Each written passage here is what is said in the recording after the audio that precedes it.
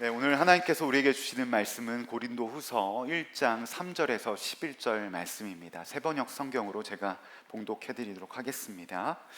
우리 주 예수 그리스도의 아버지이신 하나님을 찬양합시다. 그는 자비로우신 아버지시요 온갖 위로를 주시는 하나님이시요 온갖 환난 가운데서 우리를 위로하여 주시는 분이십니다. 따라서 우리가 하나님께 받는 그 위로로 우리도 온갖 환난을 당하는 사람들을 위로할 수 있습니다. 그리스도의 고난이 우리에게 넘치는 것 같이 그리스도로 말미암아 우리의 위로도 또한 넘칩니다. 우리가 환난을 당하는 것도 여러분이 위로와 구원을 받게 하는 것이며 우리가 위로를 받는 것도 여러분이 위로를 받게 하려는 것입니다. 여러분은 이 위로를 우리가 당하는 것과 똑같은 고난을 견뎌냅니다. 우리가 여러분에게 거는 희망은 든든합니다. 여러분이 고난에 동참한 것과 같이 위로에도 동참하고 있음을 우리는 알고 있습니다. 형제 자매 여러분, 우리가 아시아에서 당한 환난을 여러분이 알기를 바랍니다. 우리는 힘에 겹게 너무 짓눌려서 마침내 살 희망마저 잃을 지경에 이르렀습니다.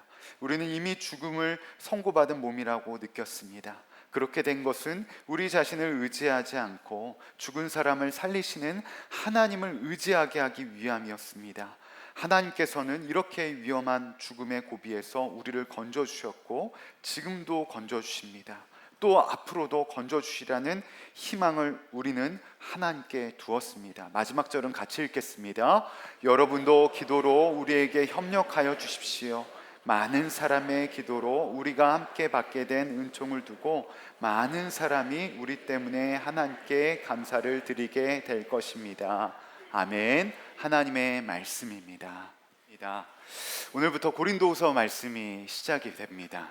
오늘 첫 번째 시간으로 환난 중에 하나님은 무엇을 하고 계시는가? 환난 중에 하나님은 무엇을 하고 계시는가라는 말씀의 제목을 가지고 하나님 말씀 나누도록 하겠습니다. 올 여름 우리는 기록적인 폭염을 맛보았습니다. 지난 8월 초, 정확하게 기억하는 것은 8월 2일로 기억하는데요, 경남 양산에 무려 42.5도까지 기록적인 폭염을 기록했다고 말합니다. 세계 곳곳이 열대야로 온열 질환으로 너무나도 많은 사람들이 고통을 당하고 힘겨운 시간들을 보내고 있습니다. 더 나아가서 자해와 지진의 소식도 끊임없이 이어졌습니다.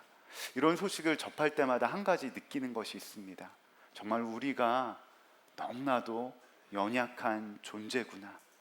1도만 올라가도 이 더위 때문에 견디기 힘든 것이 우리의 모습인데, 이렇게 연약한 우리들을 하나님은 그저 내버려 두지 않으시고 사랑하신다고 말씀하시는 그 하나님의 은혜가 정말 하나님의 은혜 없이는 살아갈 수 없음을 다시 한번 깨닫게 됩니다. 그럼에도 불구하고 우리의 삶에는 때때로 이해하지 못할 그러한 상황을 마주할 때가 있습니다. 갑작스럽게 찾아오는 질병, 그리고 여전히 변화되지 않은 가정의 기도 제목, 환난과 고난은 때때로 이유 없이 우리의 삶 가운데 예기치 않게 찾아올 때가 많이 있습니다. 그때마다 우리는 질문하게 됩니다. 하나님, 이 환난 가운데 하나님은 도대체 무엇을 하고 계십니까?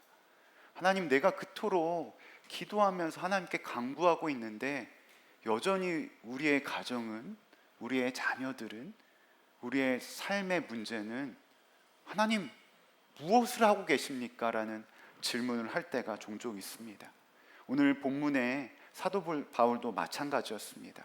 사도 바울은 고린도 지역에서 1년 6개월 동안 머물면서 고린도 지역에 복음을 전하고 고린도 교회를 세웠습니다.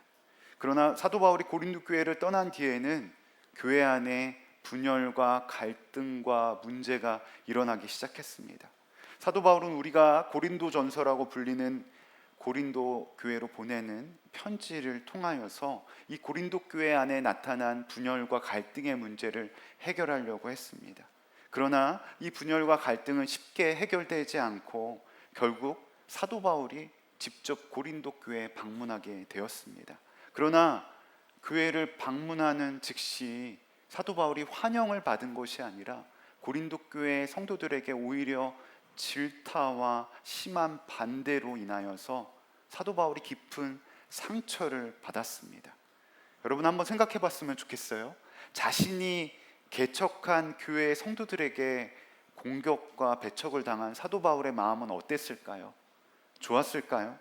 아닙니다. 자신이 복음을 전하고 사랑으로 세웠던 교회가 흔들리는 그 모습조차가 사도 바울에게 고난으로 다가왔을 것입니다.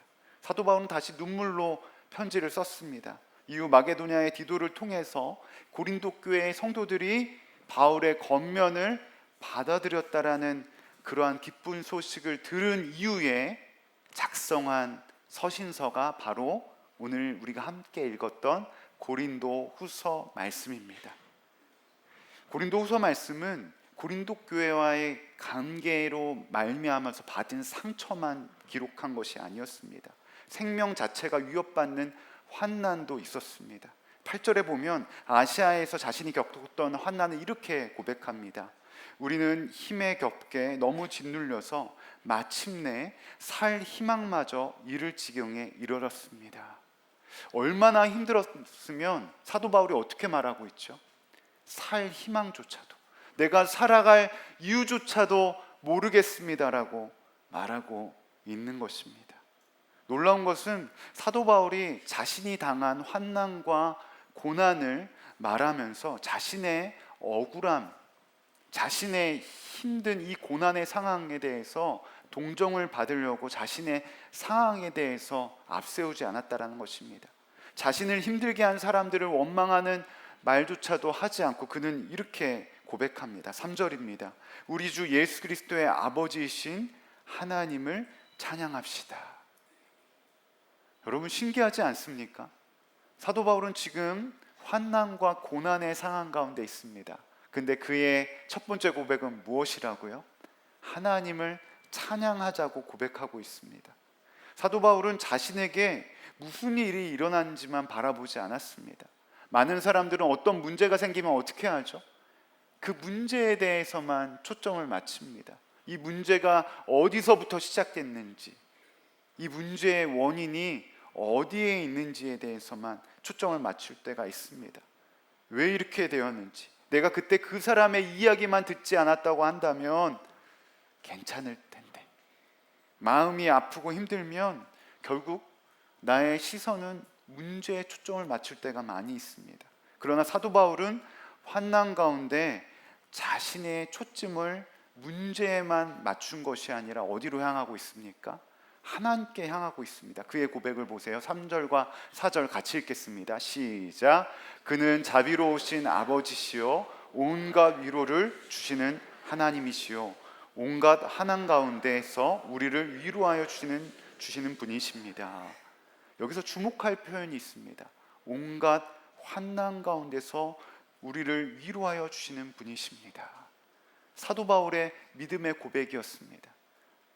문제에만 초점을 맞추고 나를 괴롭게 하고 나를 힘들게 한 문제에만 초점을 맞춰서 그 문제로 인하여서 힘들어하는 것이 아니라 자신의 초점을 위로하시고 자비로우신 하나님, 오늘 이 순간에도 함께 하시는 그 하나님께만 초점을 맞추고 있었다라는 것입니다. 이처럼 사랑하는 여러분, 하나님은 우리를 환난 가운데 고난 가운데 그저 내버려 두시는 하나님이 아니라 고난 가운데 환난 받는 그 자리 가운데 우리를 위로하시는 하나님인 줄로 믿습니다. 우리가 눈물을 흘리는 자리, 잠을 못 이루는 자리, 아무에게도 말하지 못하는 무거운 짐 가운데 있는 그 자리 가운데 하나님은 이미 함께하고 계시다라는 것입니다. 오늘 본문에 위로하다라고 번역한 말은 헬라어로 파라칼레오입니다. 그 뜻을 보면 곁으로 부르다, 곁에 서서 힘을 주다라는 그러한 뜻이 있습니다. 하나님의 위로는 힘내라, 괜찮을 거야, 멀리서 말씀하시는 하나님이 아니라는 것입니다. 하나님께서 내가 고난받고 있는 이 고난의 현장 가운데, 환난받고 있는 이 환난의 자리 가운데, 내가 질병 가운데 아파하고 있는 그 자리 가운데 멀리서 괜찮아질 거야 라고 말씀하시는 것을 뛰어넘어서 우리의 깊은 고난의 현장 가운데, 환난의 자리 가운데 찾아오시는 하나님이라는 것입니다. 그런데 여러분, 이 하나님의 위로는 한 가지 놀라운 특징이 있습니다. 하나님의 위로는 나 한 사람을 위로하여 주는데 끝나지 않는다라는 거예요. 4절 후반부에 보면 이렇게 기록되어 있습니다. 우리가 하나님께 받는 그 위로로 우리도 온갖 환난 당하는 사람들을 위로할 수 있습니다. 아멘. 말씀을 다시 한번 볼까요? 우리도 온갖 환난 당하는 사람들을 뭐 할 수 있다고요? 어떻게 위로할 수 있습니까? 내가 먼저 하나님께 파라클레오, 먼저 찾아와 주시는 하나님을 만났기 때문에 내가 받은 고난과 환난의 상황 속에서도 나처럼 고난받고 환난당하는 사람을 어떻게 할 수 있다라는 거예요? 위로할 수 있다라는 것입니다. 제가 요 며칠 허리 때문에 좀 고생을 했습니다. 무슨 나이도 어린 목사가 무슨 허리에 이렇게 말씀하실지도 모릅니다. 그런데 허리를 아파 보니까 우리 갈렙교회 성도님들의 마음이 이해가 되더라고요. 정말 엉금엉금 기어가면서 화장실 가기조차도 힘든 그러한 상황을 마주할 때, 허리 아파 본 사람만이 아픈 사람의 마음을 알아간다고요. 마찬가지입니다. 내가 어떠한 질병에, 어떠한 아픔 가운데 그 고난을 겪어보면 동일하게 아픈 사람의 마음을 이해할 수 있는 것처럼 하나님의 위로는요, 내가 받은 그 아픔 가운데, 고난의 현장 가운데, 환난 가운데 내가 받은 위로를 나만 위로받는 것이 아니라 그 위로를 흘려보내기를 원하신다라는 것입니다. 사랑하는 사람을 먼저 하나님의 품에 떠내보낸 사람은 빈집에 혼자 들어가는 사람의 마음을 알 수밖에 없는 것처럼, 내가 받는 이 고난, 내가 아픈 이 환난, 하나님이 아신 것처럼 나 또한 내 주변의 목장 안에서 내가 기도하는 그 아픔 가운데 있는 사람들의 마음을 알 수 있는 것들을 하나님은 나에게 먼저 위로를 허락하여 주시며 그 은혜의 통로로 우리를 부르고 계신다라는 것입니다. 그러므로 사랑하는 우리 갈렙교회 모든 성도님들, 위로의 자리에 서실 수 있는 저와 여러분 되시기를 축복합니다. 왜 하필 나에게 이런 일이 일어났습니까? 하는 것이 아니라 오늘도 환난과 위로의 자리에서 나를 부르시고 나와 함께 하셔 주신다고 말씀하여 주시는 주님의 음성에 믿음으로 반응함으로 오늘도 이 자리에 함께 하지 못한 병마와 싸우시는 성도님들 계실 겁니다. 우리의 기도가 필요한 한 성도님이 계실 것입니다. 그 성도님에게 위로자가 되어질 수 있는 저와 여러분 되시길 다시 한번 축복합니다. 여러분이 잘 아시는 찬송이 있습니다. 내 평생에 가는 길이라는 찬양입니다. 이 찬송 가사를 호레이쇼 스페포드라는 변호사님께서 쓰셨는데요, 이 변호사님에게 4명의 딸이 있었습니다. 1873년 아내와 이 4딸을 유럽으로 먼저 보내고 자신이 변호해야 될 일들을 마무리하고 뒤따라가기로 했습니다. 그런데 그 가족이 탄 배가 대서양에서 충돌하여 침몰하게 된 것입니다. 4딸은 모두 그 바다에 빠져 사망하게 되었고 아내 혼자 살아남게 되었습니다. 아내가 남편에게 전보를 보냈습니다. 나 홀로 살아남았습니다. 그는 아내를 만나러 대서양을 건너면서, 그리고 배가 4딸이 숨진 바다를 지나갈 때 이러한 고백을 하나님께 하게 됩니다. 내 평생에 가는 길 순탄하여 늘 즐거운 노래를 부르나 큰 풍파로 무섭고 어렵거나 나의 영혼은 늘 편하다. 여러분, 어떻게 이 변호사님은 이러한 고백을 할 수 있었을까요? 물론 이 찬양시를 짓게 된 것이 4딸이 죽은 것 때문에 이 찬송을 만들어진 것은 아닐 것입니다. 우리가 분명히 볼 수 있는 것이 있습니다. 이 변호사님이 사랑하는 딸의 죽음 가운데도 그가 초점을 맞췄던 것은 문제가 아니라, 자신의 딸을 빼앗아 버린 상황이 아니라 하나님께 초점을 맞춤으로 풍랑 가운데도 어려운 가운데도 나를 붙들어 주시는 그 주님께 초점을 맞췄다라는 것입니다. 그 초점을 맞춤으로 끝난 것이 아니라 더 나아가 어떻게 됐죠? 이 찬양은 150여 년이 지난 지금 이 순간에도 우리에게 고백되어지고 있습니다. 이처럼 슬픔 가운데 하나님께 위로받은 한 사람을 통하여서 하나님은 하나님의 위로를 모르는, 환난 가운데 우리를 도우시는 하나님을 모르는 그 한 사람을 하나님께 돌아오는 은혜의 통로로 사용하길 원하신다라는 것입니다.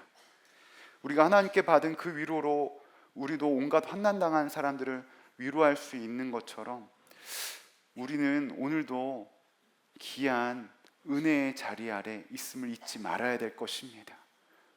내가 받은 그 은혜를 모르는 사람에게 하나님은 그 은혜를 흘려보내는 귀한 복음의 통로로 하나님 사용하기 원하신다라는 것입니다.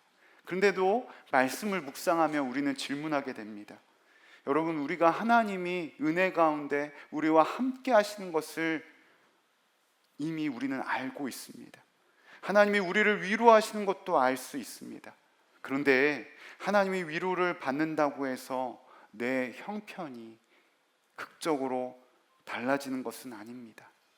아픈 곳은 여전히 아프고 문제는 해결되지 않고 여전히 염려할 기도 제목들이 있습니다. 아무리 기도해도 달라지는 것이 없는 것처럼 느껴질 때도 있을 것입니다.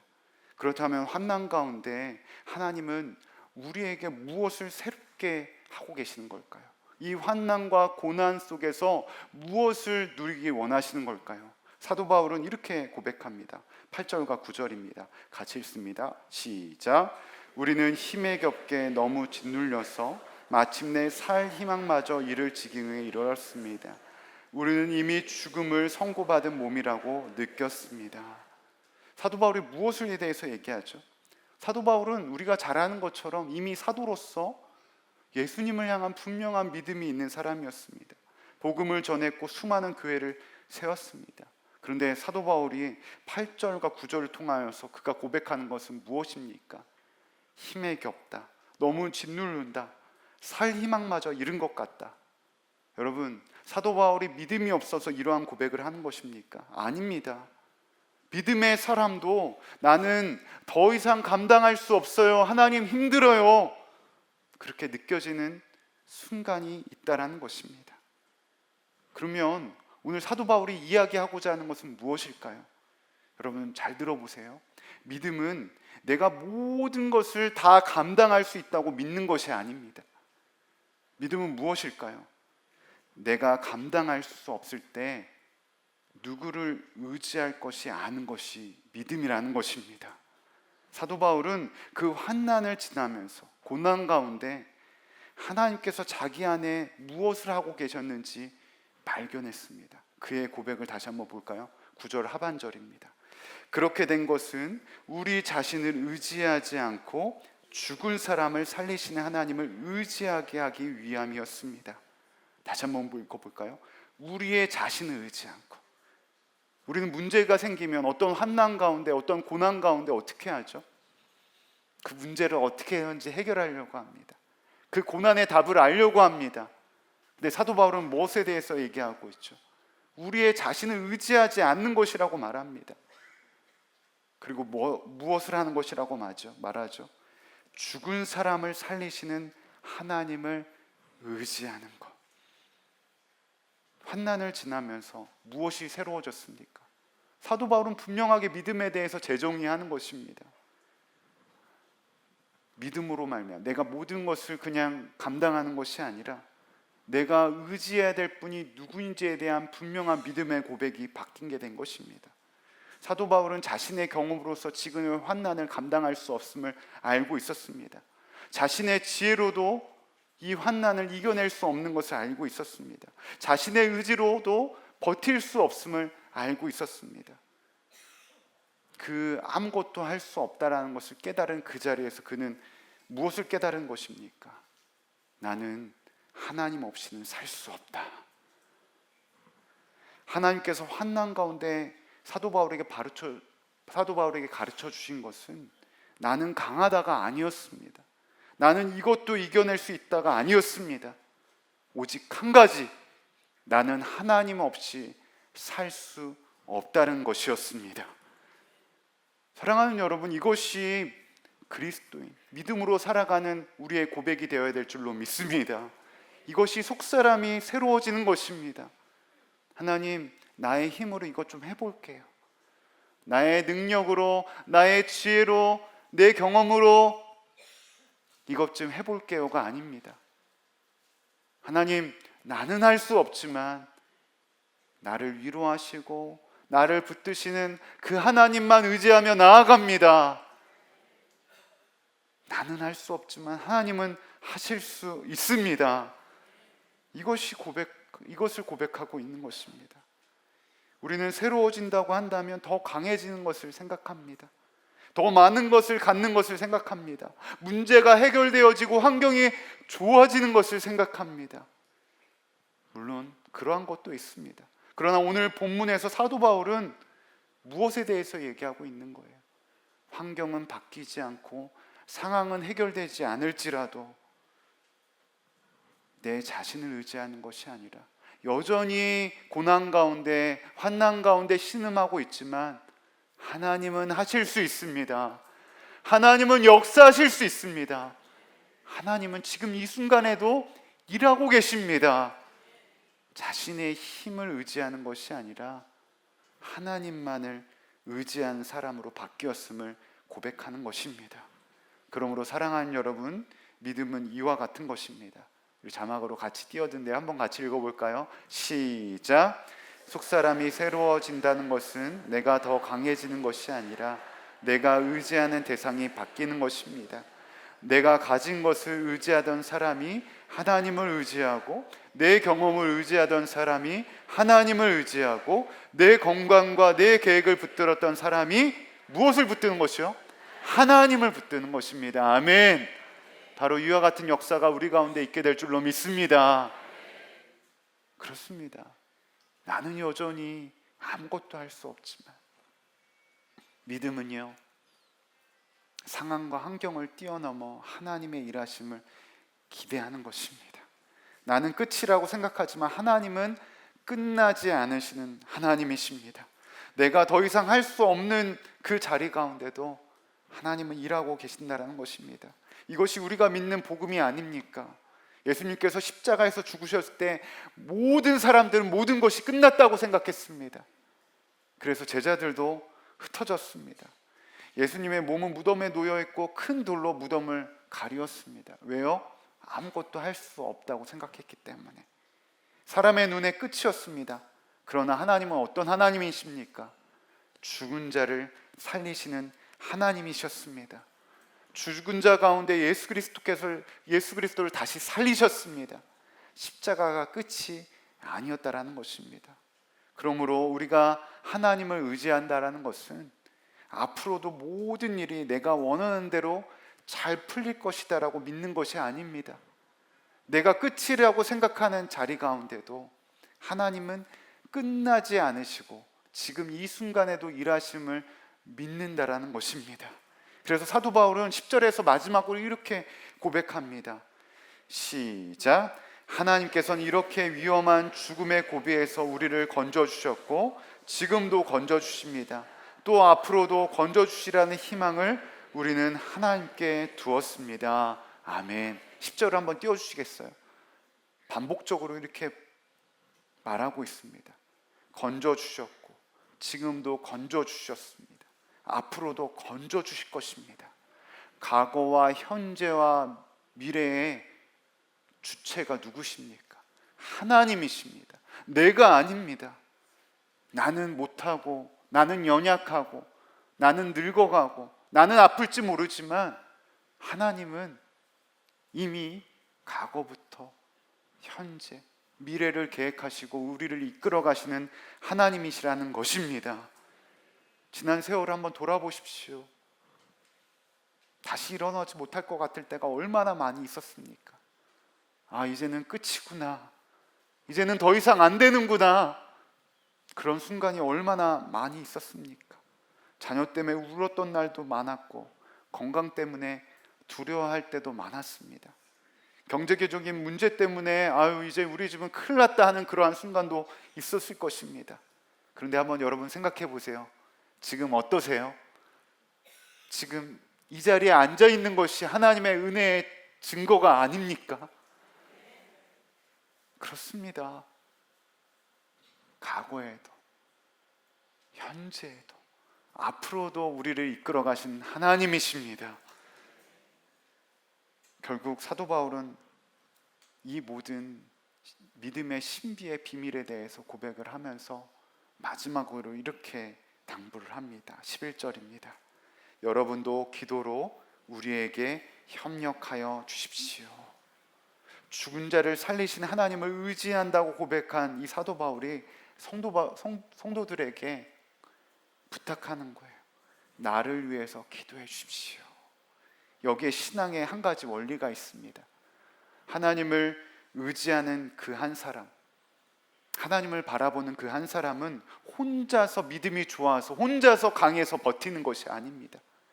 오히려 내가 연약하다고 인정하고 하나님께서 허락하신 믿음의 공동체 안에서 서로를 위해서 함께 중보하며 하나님의 일하심을 바라보는 것입니다. 사도 바울이 나는 괜찮습니다, 나는 믿음이 좋아서 혼자 견딜 수 있습니다, 이렇게 말하지 않았습니다. 자신의 연약함을 고백하고 기도 부탁을 했습니다. 우리가 개강을 하면서 이제 목장이 시작되게 됩니다. 여러 가지 장소도, 또 오늘 교회에 주일날 온라인으로 또 형제교회 가시다가 오늘 현장에 오랜만에 오신 성도님들도 계실 텐데 잊지 않았으면 좋겠습니다. 여러분에게 허락되어진 믿음의 식구들이 있습니다. 오늘 사도 바울이 그러했듯이 우리가 할 고백은 나 혼자 믿음 생활 잘하고 있어 이거가 아닙니다. 내가 할 것은 무엇입니까? 나의 연약함을 함께 주님 앞에서 고백하고 함께 중보하며 하나님의 일하심을 기대하며 나아가는 것입니다. 아무리 기도해도 그 문제가 그대로일 수도 있을 것입니다. 상황이 바뀌지 않을 수도 있을 것입니다. 그러나 오늘 말씀은 분명하게 우리에게 증거하고 있습니다. 하나님은 환난 가운데 아무것도 일하고 계시는 것이 아니라 오늘 이 자리에 우리 곁에 찾아와 주셔서 위로하시는 위로의 하나님이십니다. 그리고 더 나아가서 내가 받은 그 위로를 복음의 통로로 위로를 전하기 원하십니다. 그리고 더 깊은 곳에서 내가 무엇을 의지하며 살아가고 있는지 우리를 새롭게 하시는 하나님인 줄로 믿습니다. 이것이 우리가 하반기 동안 함께 나눌 말씀의 주제입니다. 고린도후서 4장에 우리의 겉사람은 낡아지나 우리의 속사람은 날로 새로워지도다. 바로 우리의 겉사람은 점점 연약해질지 모르나 하나님으로 말미암아 우리는 리뉴, 매 순간 새로워지게 될 줄로 믿습니다. 나를 의지하는 것들, 내가 하나님께 나의 초점을 맞춤으로 하나님의 일하심을 나타내는 귀한 은혜의 통로로 하나님은 오늘도 여러분을 부르고 계신 줄로 믿습니다. 말씀을 마무리합니다. 사랑하는 여러분, 우리의 소망은 내 삶에 환난이 없는 것입니다 라는 것이 아닙니다. 더 나아가서 고난 가운데, 환난 가운데 하나님 도대체 무엇하고 계십니까? 라고 질문하신 분도 계실지 모르겠습니다. 여러분 잊지 마십시오. 오늘 사도 바울이 우리에게 증거하였던 것처럼 과거에서 우리를 붙드셨던 하나님이 지금 우리를 붙들고 계시고 앞으로도 붙들고 계신 줄로 믿습니다. 환난 가운데 우리를 위로하시고 더 나아가서 위로의 은혜의 통로로 우리를 사용하여 줄 줄로 믿습니다. 그 은혜의 자리에 믿음으로 아멘하며 기쁨으로 나아갈 수 있는 저와 여러분 되시기를 간절히 축복합니다. 이 시간 우리 다 함께 기도하며 나아갈 때 이렇게 기도했으면 좋겠습니다. 환난 가운데 죽은 자를 살리시는 하나님을 더욱더 의지하는 믿음의 은혜를 더하여 주시옵소서. 고난과 환난을 만날 때 내 힘과 경험으로 버티지 않게 하여 주시고 환난 가운데도 내가 너와 언제나 함께하고 있다, 내가 너를 위로하고 있다 말씀하여 주시는 하나님만 바라보며 나아가게 하여 주시옵소서. 특별히 기도할 힘조차도 없으신 분 계십니까? 질병 가운데, 죽음이 두려우신 분 계십니까? 또 말하지 못할 여러 가지 상황과 환경 가운데 하나님 하고 외칠 힘조차도 없으신 분 계십니까? 여러분, 포기하지 마십시오. 하나님은 오늘도 우리에게 먼저 찾아와 주셔서 위로하시는 위로의 하나님인 줄로 믿습니다.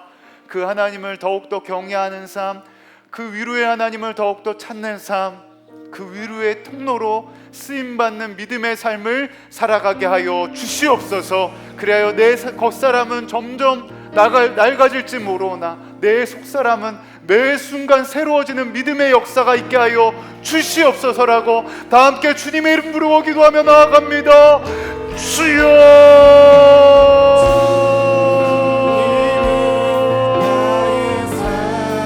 주님 그렇습니다. 하나님, 내 겉사람은 매 순간 약하여지고 고난과 환난 가운데 약해질지 모르나 주님으로 충만한 믿음의 삶을 살아가게 하여 주시옵소서. 그리하여 환난 가운데 나를 도우시는 하나님, 위로하여 주시는 하나님, 그 위로 가운데 나아갈 수 있는 믿음의 은혜를 더하여 주시옵소서. 하나님, 그리하여 여전히 하나님을 모르는, 위로의 하나님을 모르는 많은 사람들에게 위로의 증인으로 살아가기 원합니다. 주 예수님, 우리에게 더욱더 믿음의 은혜를 더하여 주셔서 환난 가운데 위로의 통로로 나를 사용하여 주시옵시고, 내 겉사람은 매 순간 낡아지고 약해질지 모르나 내 속사람은 주 예수 그리스도로 말미암아 매 순간 새로워지는 믿음의 역사가 있게 하여 주시옵소서. 특별히 오늘부터 목장이 계약되어집니다. 하나님, 내 믿음이 날로 새로워지기 원합니다. 믿음을 흘려보내는 은혜의 통로로 쓰임받기 원합니다. 주 예수님, 믿음의 은혜를 더하여 주셔서 여전히 위로가 필요하고 고난 가운데 있는 자들에게 위로의 통로로 나를 사용하여 주시옵소서. 오, 주님을 기대합니다. 오, 주님을 기대합니다. 주님을 기대합니다.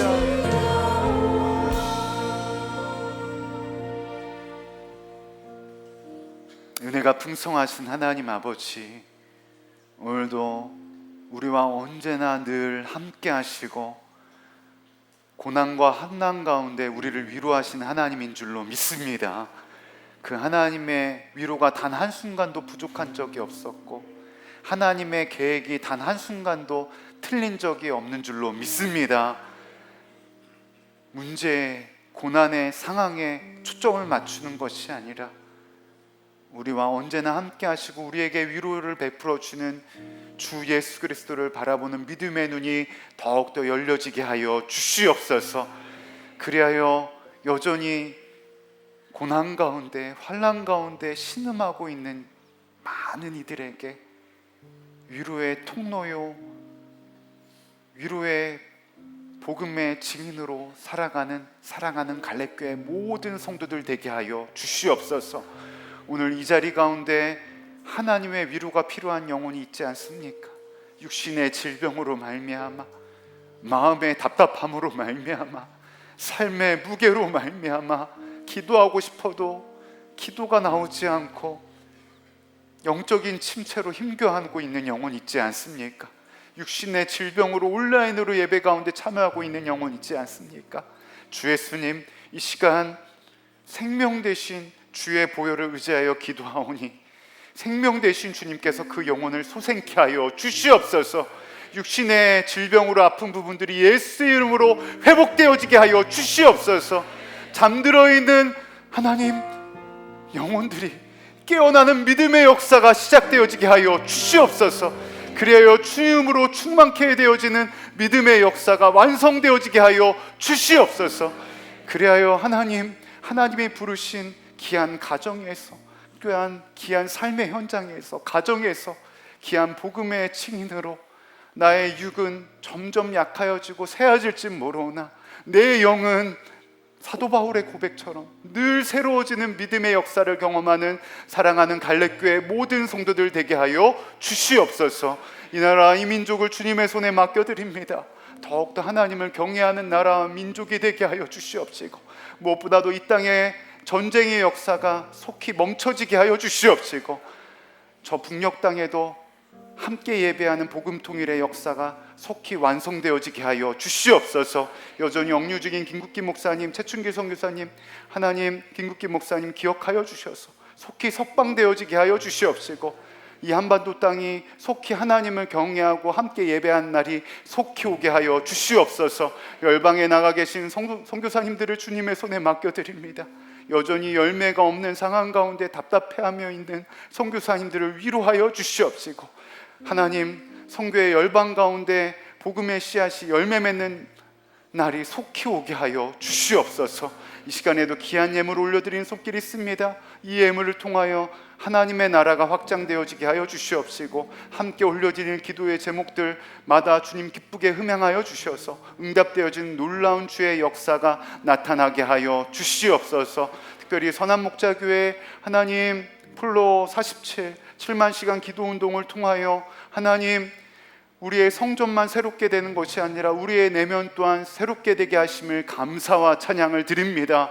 성전 보수가 완성이 되어질 때 우리의 영 또한 주 예수 그리스도로 말미암아 새롭게 더욱더 충만한 역사가 나타나게 하여 주시옵소서. 오늘도 우리의 예배 가운데 함께 하시고 우리의 예배를 기뻐 받아 주심을 감사드리오며, 이 모든 말씀 우리 주 예수 그리스도의 이름으로 기도드렸사옵나이다. 아멘. 이 시간 다 함께 일어나셔서 봉헌 찬양 드리며 하나님께 귀한 예물 올려드리도록 하겠습니다.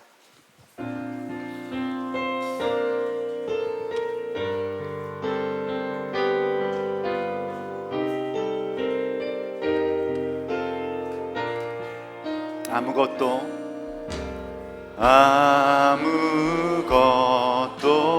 두려워 말라. 주 나의 하나님이 지켜주시. 놀라지 말라. 놀라지 마라. 겁내지 마라. 주님 나를 지켜주시. 아무것도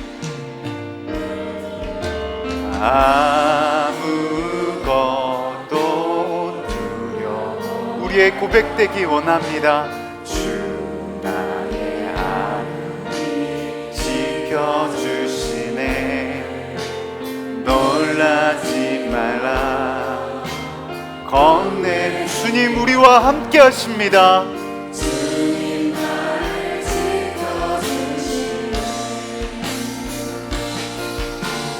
내 맘에 힘에 겨워 지칠지라. 주님 나를 지키십니다. 주님 나를 지켜주시네.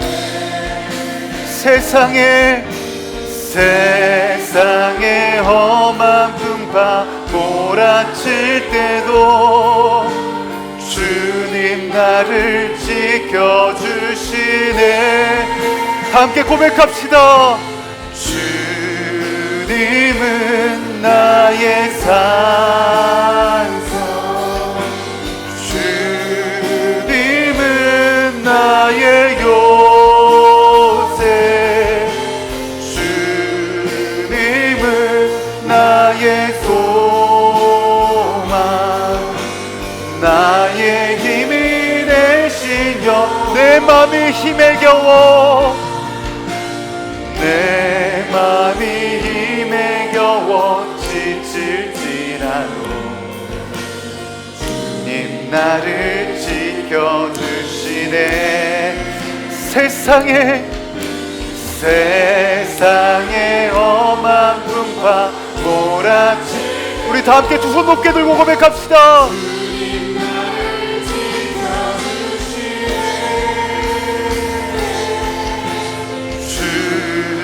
주님은 나의 산성, 주님은 나의 요새,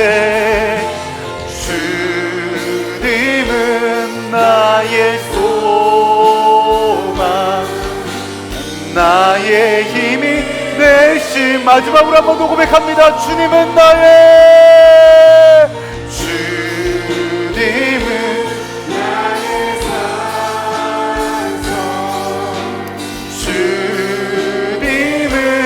나의 요새,